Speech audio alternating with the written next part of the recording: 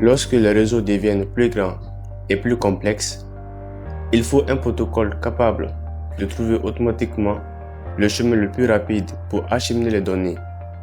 C'est exactement le rôle d'OSPF, l'un des protocoles de routage les plus utilisés dans les réseaux d'entreprises.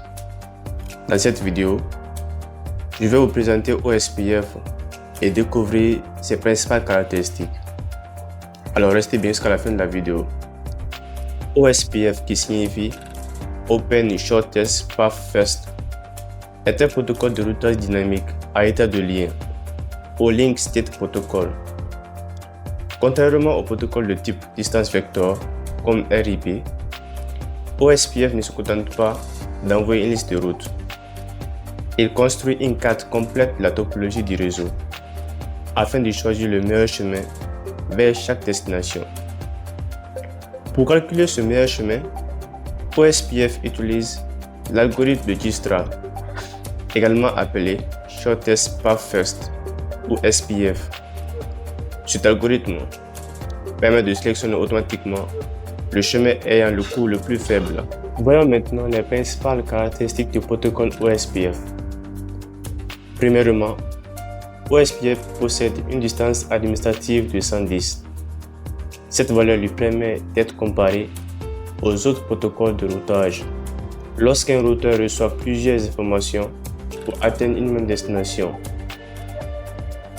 Deuxièmement, OSPF utilise les adresses multicast 224.0.0.5 et 224.0.0.6 pour échanger ces informations de routage entre les routeurs.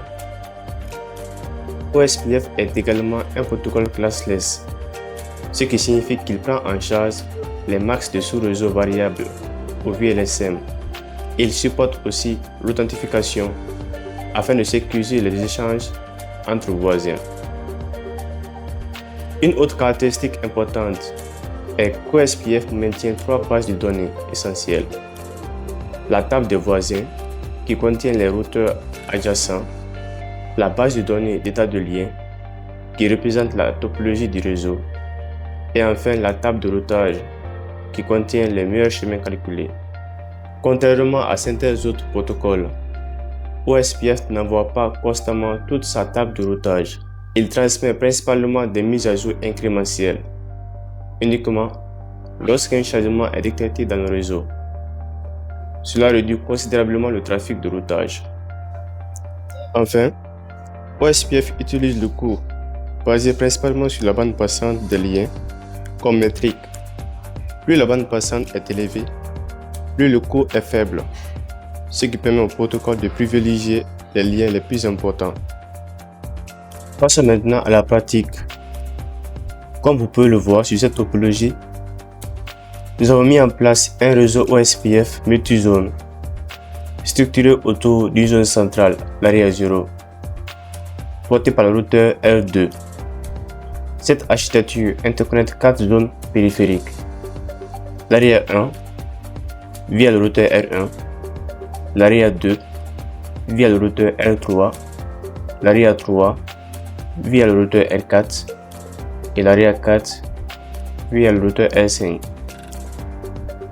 Dans la démonstration qui suit, nous allons voir comment configurer OSPF tout en respectant les différentes zones. Il faut savoir que les adresses IP ont été déjà attribuées à l'interface des routeurs. Nous allons commencer par le routeur R1. Ici, le routeur R1, en fonction de la topologie, appartient à 2 zones distinctes, la zone area 1 et la zone area 0, la zone centrale. Donc en configurant le protocole OSPF, nous allons prendre en compte ces zones-là.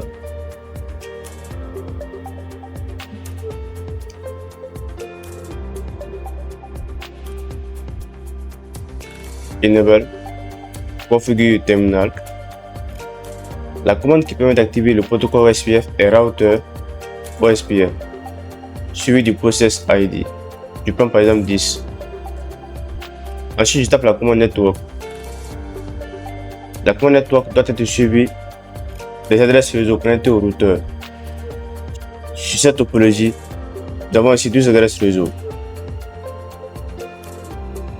192.168.2.0 suivi du wildcard mask. Le wildcard mask est l'inverse du max de sous-réseau. 0.0.0.255. Ensuite, suivi de l'AREA, c'est la zone AREA. Ici, cette adresse réseau appartient à l'AREA 1, donc je mets ici 1. Et puis c'est tout. Ensuite, je continue sur la deuxième adresse réseau. Network 172.16.29.0 0.0.0.3 AREA 0. Ici, l'AREA 0 définit la zone centrale de la topologie. Donc, la configuration du routeur du protocole OSPF sur ce routeur R1 est terminée. Je vais aller sur la configuration do write.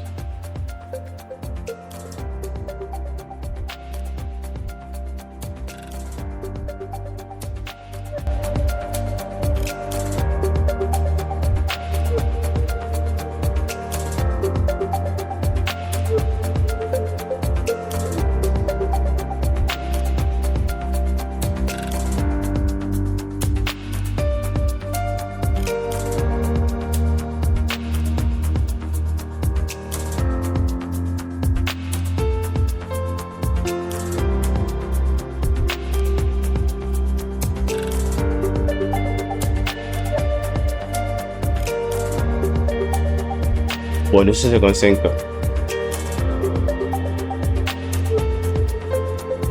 AREA 3, Network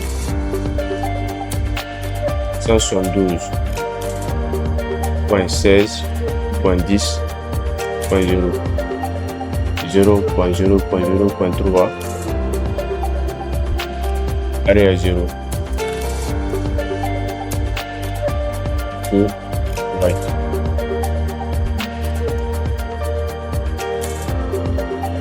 Ensuite, je vais terminer par le routeur central, le routeur du backbone, le routeur R2.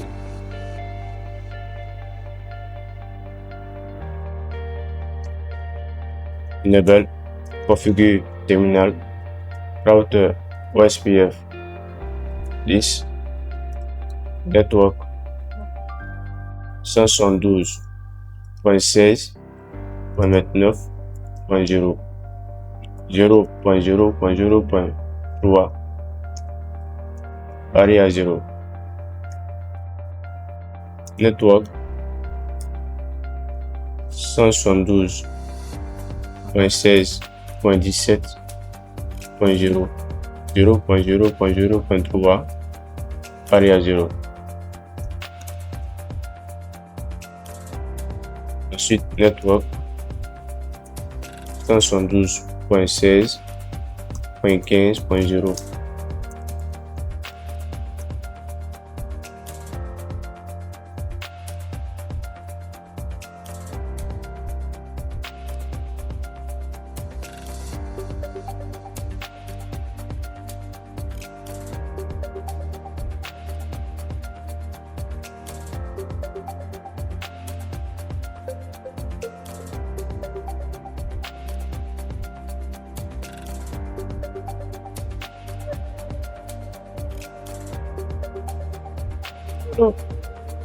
La configuration du protocole OSPF sur le routeur central, le routeur R2, est terminée. Maintenant, nous allons vérifier la table de routage du routeur R2 pour voir si les routeurs se sont échangés leurs différents réseaux. La commande est show IP route.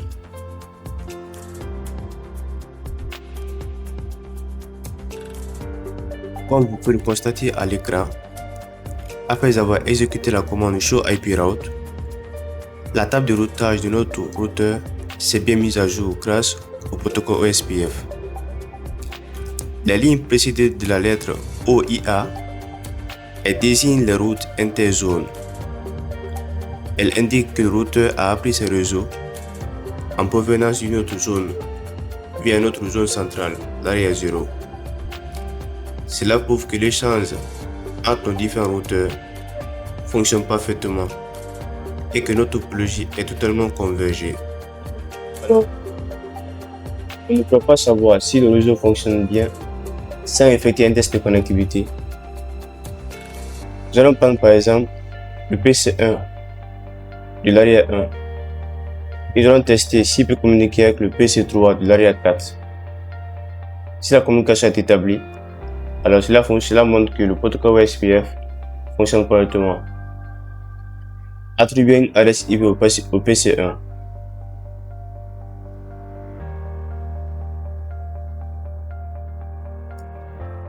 « 52.168.2.4 » 192.168.2.1. Cette adresse est l'adresse IP du routeur auquel il est connecté. Ensuite, le PC3. «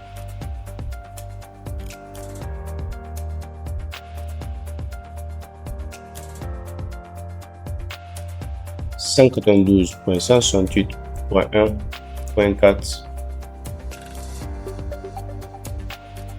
192.168.1.1.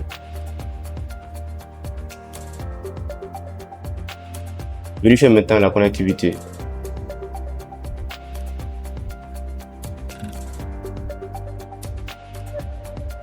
Ping 192.168.1.4.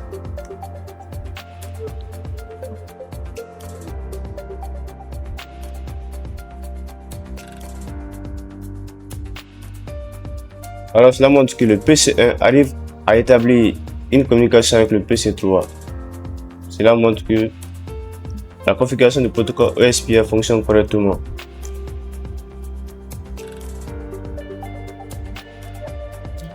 En résumé, nous venons de voir comment structurer et configurer une architecture OSPF multizone, de la segmentation des zones à la vérification de la table de routage avec les routes inter-area.